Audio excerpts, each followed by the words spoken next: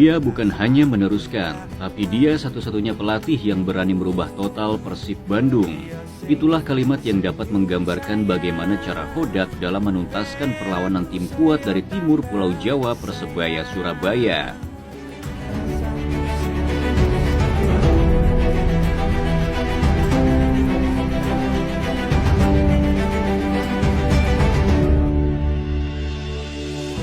Ada sebuah data yang mengejutkan bagi para penikmat sepak bola, terutama bagi supporter Persib Bandung. Dalam duel klasik melawan Persebaya, ball possession Persib Bandung hanya 27% dan Persebaya 73%. Iya, kalian tidak salah dengar. Hanya 27% saja penguasaan bola anak asuh Bojan Hodak ini.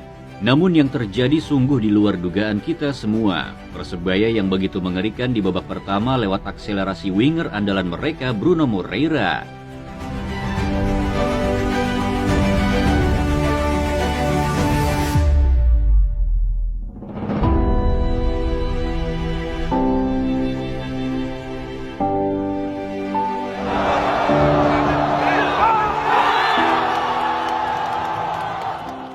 Tapi siapa sangka Persib mampu merespon dan kembali berhasil mencatatkan comeback untuk kesekian kalinya. Di eranya Bojan Hodak, Persib tampaknya menomor sekiankan untuk urusan ball possession dan ia lebih cenderung memanfaatkan kecepatan para wingernya untuk serangan balik. Tapi strategi sederhana itulah yang benar-benar menjadi mimpi buruk bagi tim-tim Liga 1. Dan Persebaya Surabaya menjadi korban selanjutnya dari keganasan counter attack Persib Bandung.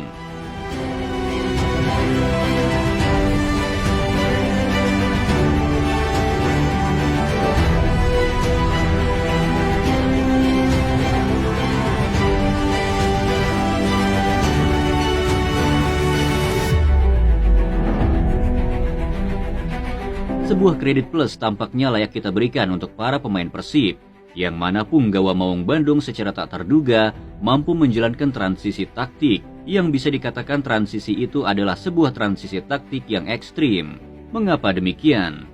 Sedikit flashback ke musim sebelumnya di eranya Luis Milla, Persib begitu mengandalkan strategi ball possession dan tiki-taka. Tak sampai sebulan setelah Luis Milla pergi, Persib langsung mendadak mengubah gaya bermainnya. Yang sebelumnya harus bermain dengan filosofi sepak bola menyerang, kini tiba-tiba harus bermain dengan tipe bertahan, bahkan dengan strategi full defensif. Tapi siapa sangka strategi Hodak inilah yang berhasil mengubah Persib menjadi buas. Melihat caranya meramu strategi, Hodak ini seperti ingin bilang persetanlah dengan tiki-taka dan ball possession. Sepak bola itu intinya menang, maka strategi itu sejauh ini terbukti efektif. Persib perlahan tapi pasti semakin mengamankan posisi tiga besarnya. Hodak ini tampaknya tak main-main dalam urusan menguasai sebuah strategi. Ia telah memetakan dengan matang bagaimana skenario gol akan terjadi. Ia sengaja menarik garis pertahanan lawan menjadi tinggi dan anak asuhnya dibuat seperti kelabakan dalam bertahan. Kemudian itu memancing para pemain lawan untuk semakin keluar menyerang. Namun satu momen saja saat dua pemain ini yaitu Mark Klok atau Madinda merebut bola, maka yang terjadi adalah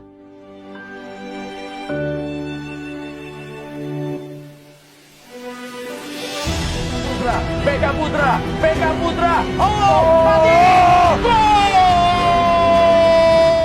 Itu tak hanya terjadi sekali, tapi berkali-kali.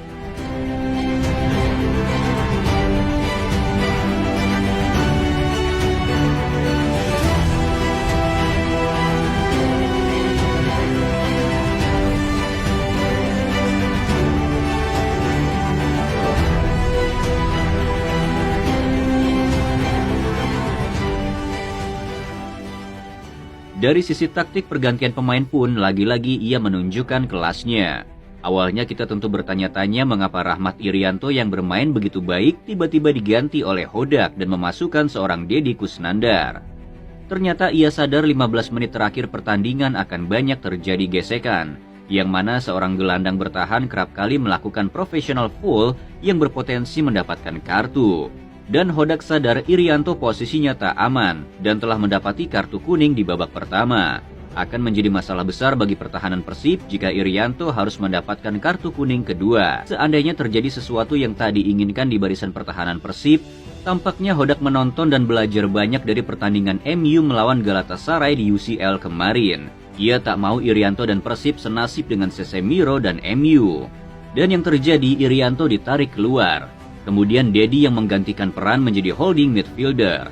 Dan sukses menjalankan peran krusial itu, yang membuat lini tengah Persib semakin kokoh. Kemudian saat Beckham ditarik dan memasukkan Freds Butuan, kita tentu bertanya tentang keputusan itu. Padahal Beckham baru saja memberikan asis kepada DDS lewat akselerasi di sisi kiri pertahanan Persebaya. Dan lagi-lagi Hodak seperti ingin bilang, tonton aja dulu. Maka yang terjadi, Freds berhasil jadi pemain kunci.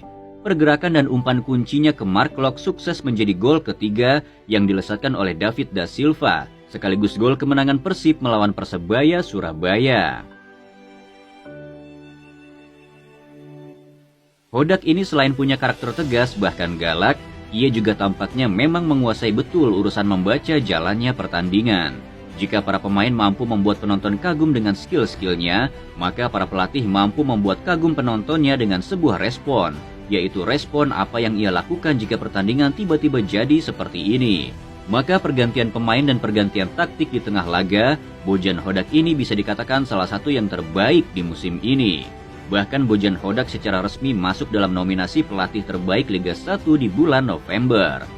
Sebuah pencapaian yang membuat para suporternya bangga, yang mana pelatihnya mampu membuat Persib jadi tim yang kembali begitu disegani oleh lawan. Pelatih yang tak banyak bicara, pelatih yang tak pernah caper di sosial media, pelatih yang tak pernah peduli apa kata netizen. Mau dibilang miskin taktik, mau dibilang pelatih tidak mengerti filosofi sepak bola menyerang, terserah saja. Tapi sekali lagi bagi Hodak, persetanlah apa itu ball position ataupun filosofi sepak bola indah. Saat lawan mencetak 2 gol dan kamu berhasil mencetak 3 gol, maka kamulah yang memenangi pertandingan.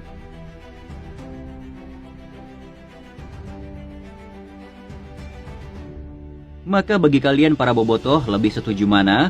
Persib kembali dengan filosofi sepak bola indahnya atau tetap seperti ini? Main simple, tiba-tiba masuk 3 besar. Coba tuliskan pendapat kalian di kolom komentar.